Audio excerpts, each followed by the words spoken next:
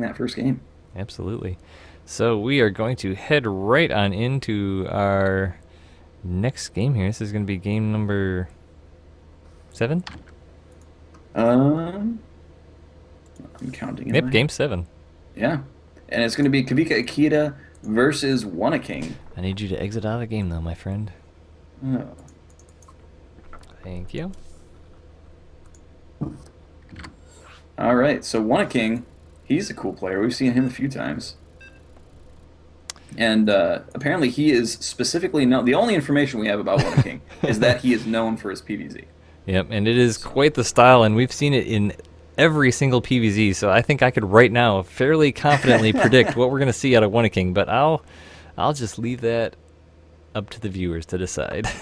or the game itself. And this is going to be on Guangali Beach, which is kind of a goofy map. I do like it, but Yeah. it is silly. Game paused. Get our score set up here, and are we 3-3 right now? Just verifying our score. I don't have my sheet up in front of me. You didn't really put it on the sheet, so let me count up. 1, 2, 2, 3. That is correct. 3-3. Yep. All right, so King and Kavika Akita. I'm gonna actually. I apologize. I was not prepared, and my water is exhausted, and my mouth is a desert. So I need to take 2 seconds and fill my cup. I'll be right back. Alrighty.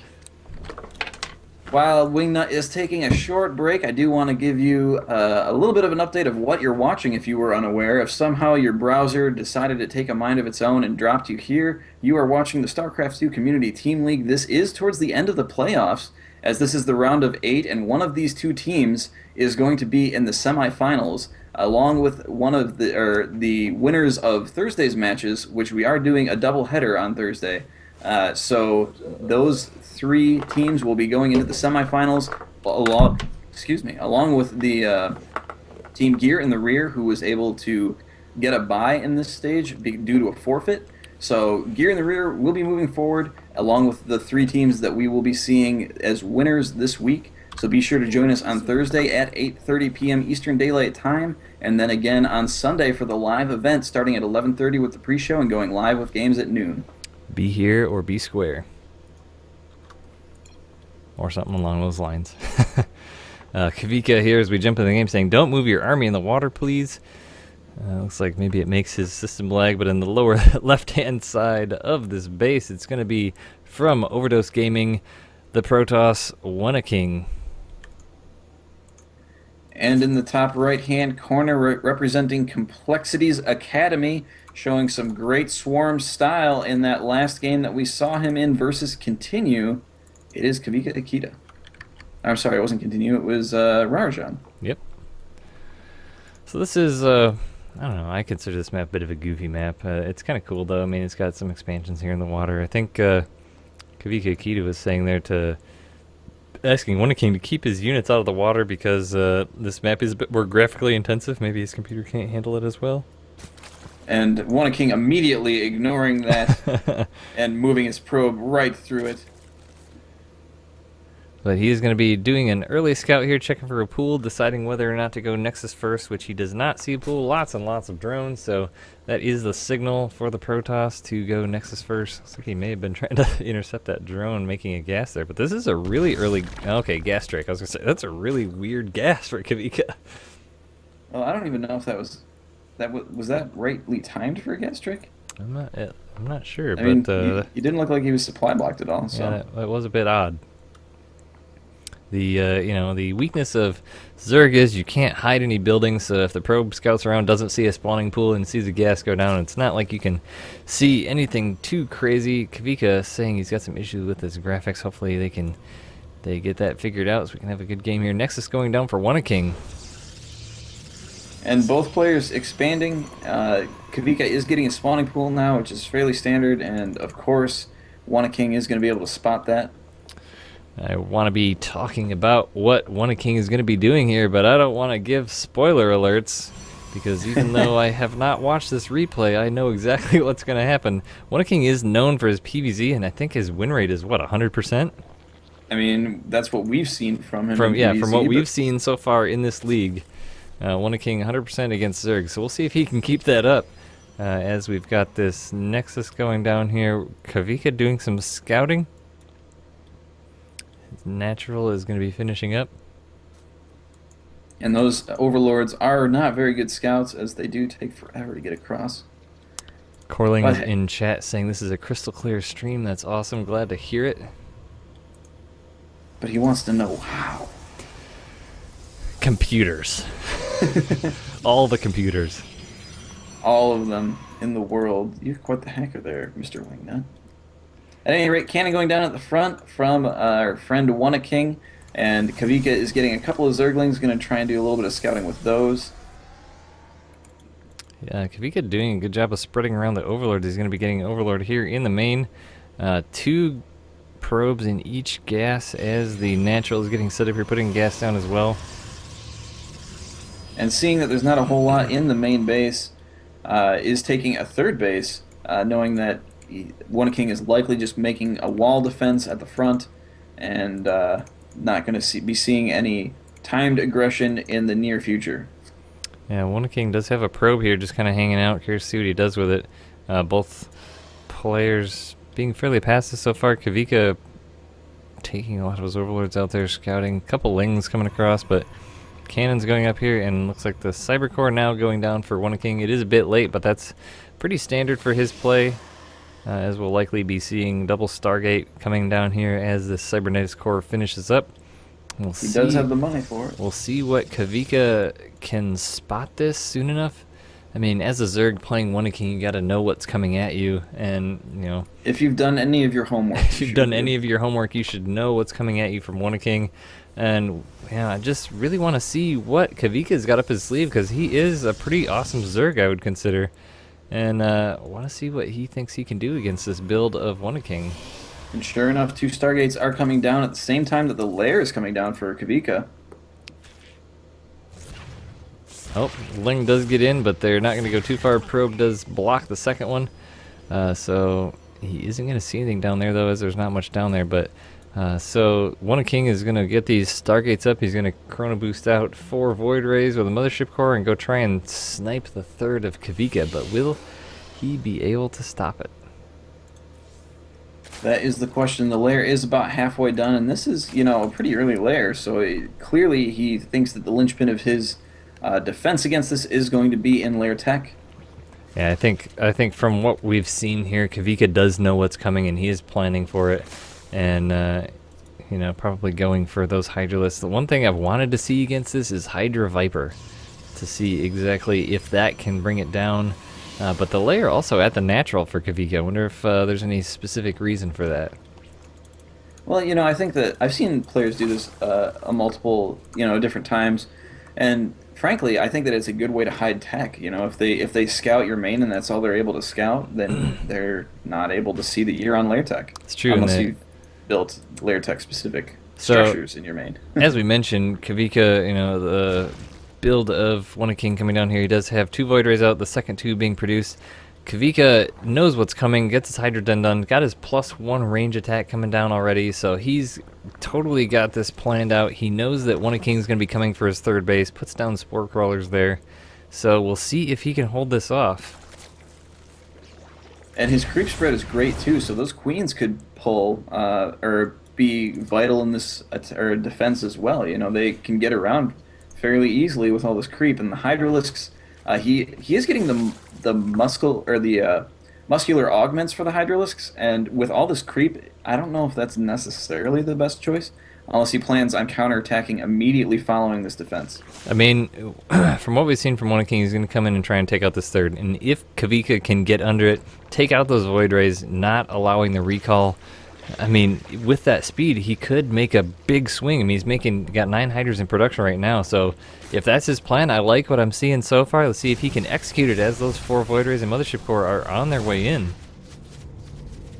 And those Hydras are, well, currently they're attacking that 4th, and here we do see the Void Rays coming in, and it looks like King is not really liking what he's seeing here, and I don't blame him, frankly.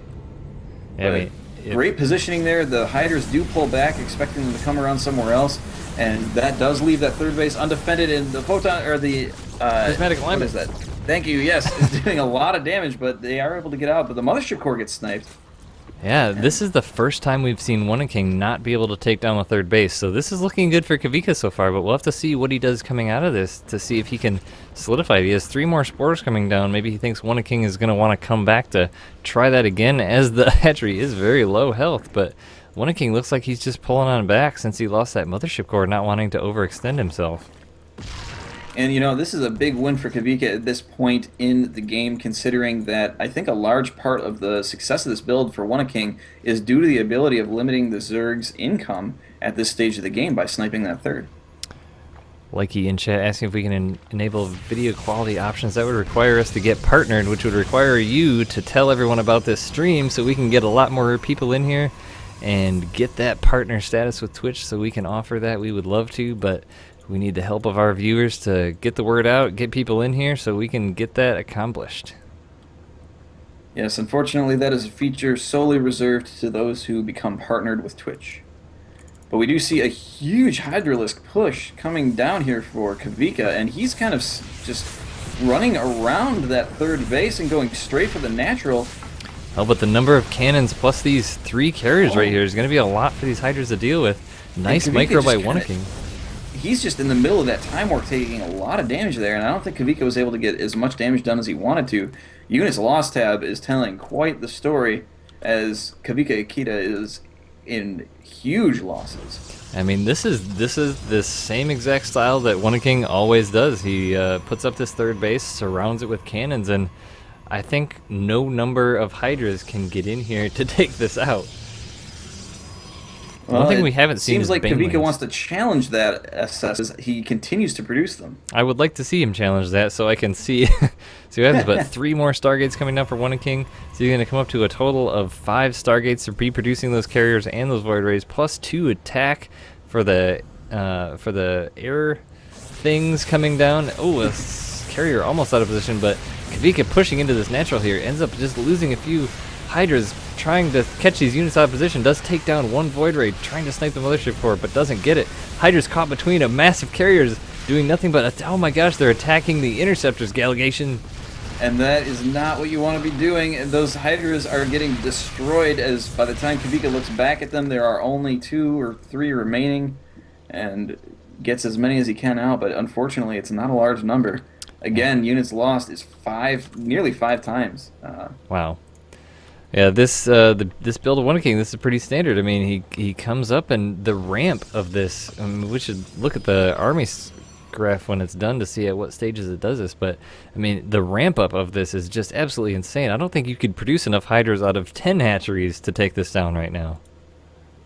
Yeah, I think that you're correct, and I just, we've heard from chat, we've seen this a number of times, and chat has definitely been vocal about what their thoughts are on taking this down. We've heard Infestors, we've heard Vipers. Frankly, we haven't really we've seen a little bit of Viper play, but it hasn't been super effective just yet. We haven't seen any Infestor play come down to try and deal with this, but it looks like the majority of people do try and defend against this simply using Hydras or some Hydra hybrid of unit composition. I mean, right now, I'm sitting down here leaning on my desk with my hand in the thinking pose. But as I'm staring at this screen right here, oh, it looks like a group of Hydras coming in. Let me interrupt that thought, see what we're going to see here.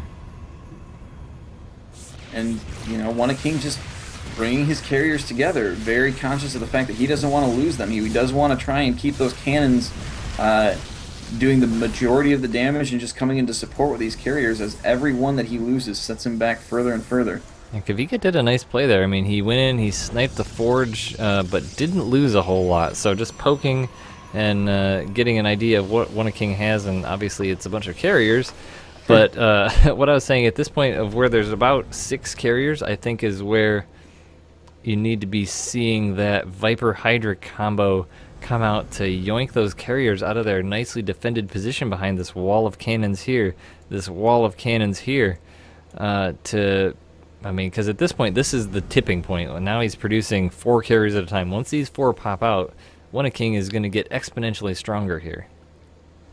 He really is, and Kavika Akita has the supply lead right now as he is maxed, but frankly, his value of army is not going to be as good as one of King's. I mean, he's got 77 drones and 54 hydras, and you know, that number of hydras is just not going to get it done. I mean, one of King has 10 carriers, so there's just really no way for these hydras to even get in a good enough position to get the damage done. Infestation pit coming down, more upgrades coming down. I mean, that's important things to do, but I think the thing missing is Vipers, and maybe he'll be getting that once this infestation pit finishes. Which it does do, so we'll see if he goes for Hive. In the meantime, he is trying to continue to poke with those hydras, but I mean, One King has like 16 cannons here, 15 cannons at his third base. Tucker Nuts in chat saying, "What the carriers?" And that was our reaction the first time we saw this build as well, frankly. It is very goofy, but it is very cool. Yeah, so And that now Hive One King is coming down. The difference we've seen so far in this game from One King is usually at this stage he's been a bit more active in getting out on the map and denying bases, but he's allowing Kavika to get all the bases he wants. I mean, he's usually been moving around with the Mothership Core, with the carriers, to sort of deny the forward progression of the Zerg. And Kavika is also getting pathogen glands out, so it looks like he is going to be attempting this infestor defense against all these carriers. So we will see if that is going to be possible. But now there's a mothership from One King. He has all these carriers, and I mean, frankly, I remember you beating me handily in Brood War with this exact style. You know, I mean, I'm just going to get 200 army and carriers, and what are you going to do? Nothing, obviously, and One King has the same ideas. He does have the mothership here now, too, to cloak these. So, I mean, even if Kavika can get under this, he has to take his first few volleys at the mothership to be able to get any damage done. And by that point, the DPS of these carriers is absolutely insane. Half his Hydra army could be dead. We are seeing Vipers come out now as well. And there are overseers rather that are going to be with his Hydra army that are moving to try and intercept, but he's got to be super careful as to how he chooses to engage with his army. He doesn't want to. I mean, granted, it's just an impossible army to deal with to begin with, but if you try and get in where those cannons are, then you're just really expediting your demise. Although I do have to say, Kavika taking the best stab at this so far that we've seen. I mean, this creep spread coming up the middle to the third base of One King is a very important thing, as it's going to allow him to get in and out and under those units very quickly. But now he's pushing out, taking out that creep. And I mean, why not? He can be uncontested at the moment, and Kavika really has to decide where and when he wants to engage here. It looks like he's going to wait for the army to get up into these spore crawlers, and that is a gigantic amount of spore crawlers. But One King just deciding to completely go in a different direction, so all these hydras are underneath these carriers now, trying to do as much damage as possible. But again, they snipe the mothership core, but they don't do much. And Kavika even admitting that not much happened there. Yeah, I mean, he got in, he sniped the mothership, but I think he didn't even kill a single carrier, maybe one at most, and now One King just going for the throat here. And the units lost tab, again, still 5 times. Kavika's is 5 times that of One King's. This is just so much damage. Oh, and I'm these not Vipers caught out of position there, does get one, but I have seen, I think it was a Fun Day Monday, where it was the all carrier or all spore crawler, I can't remember, but spore crawlers do take out interceptors insanely fast. So I like what Kavika's got going on here.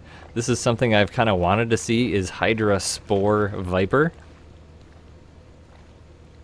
And yeah, I mean, I think it's strong, but the problem is that One King can see where those spore crawlers are and just say, okay, I'll attack from a different angle. Because air units can go wherever they please. So Kavika choosing to try and do a counterattack here, and is just being met by walls of cannons on either side, is going to try and push this 4th base. But again, so many cannons here to defend this. Mothership core does go down, and now the carriers are moving back for One King. A few people talking about lag in chat.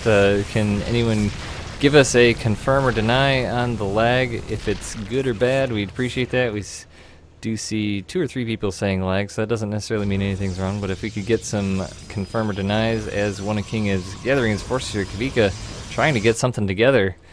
But, I mean, you know, I like this creep up here, and I think he had the right idea, like I said, with those spores. And, you know, it's a huge micro game here. If you can advance with the spores, advance with the infestors, and have vipers. You have to control your spores, control your casters, control your hydras immaculately, and force Wunneking into a battle he doesn't want to take. Because when Wunneking can decide the battle, he's going to win. But the problem is that King can decide the battle. He can just sweep right up into the main and take out all the important tech structures. We do see that Kavika has 8 infestors now, so we are going to be able to see that option as a defense against this. And if anybody can pull it off, I do believe it's Kavika.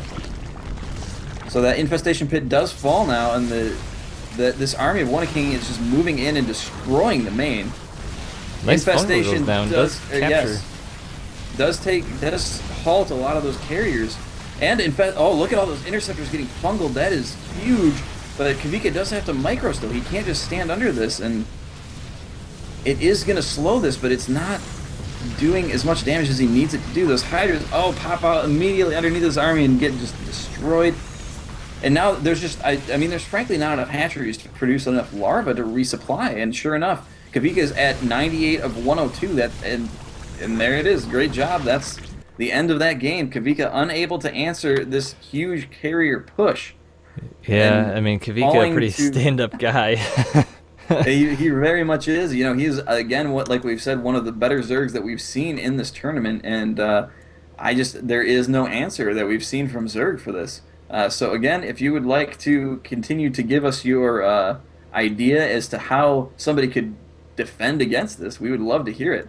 But it is it has definitely plagued our minds as we've thought about it, and I think that Wingnut, you said that you've actually tried to implement this on your PvZ on the ladder with flying success, as I understand it. So definitely difficult for the Zergs to defend. It'll be interesting to see what the metagame evolves into as a defense if it gets that far. I mean, I feel bad casting these games because I don't want everyone to find out about this. Because it's been working great for me on the ladder. Yeah, so definitely ahead of the learning curve on that. So shh.